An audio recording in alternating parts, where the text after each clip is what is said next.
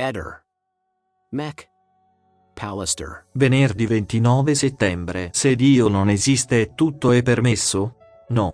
Se Dio non esiste nulla ha importanza. I permessi sono risibili quando i significati si annullano. Accadde oggi, 29 settembre 1222 viene ufficialmente istituita l'Università degli Studi di Padova, lo sapevi?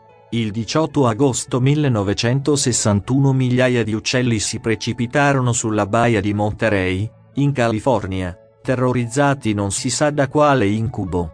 Gli uccelli marini invasero edifici e case, fabbriche e porto, prima di cadere al suolo stramazzati.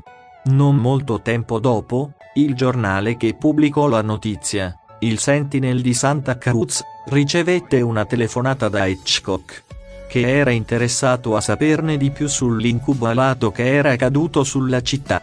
Questo fatto di cronaca lo portò a produrre il film Gli uccelli, che sarebbe uscito nel 1963. Ehi, non dimenticare di iscriverti a questo canale.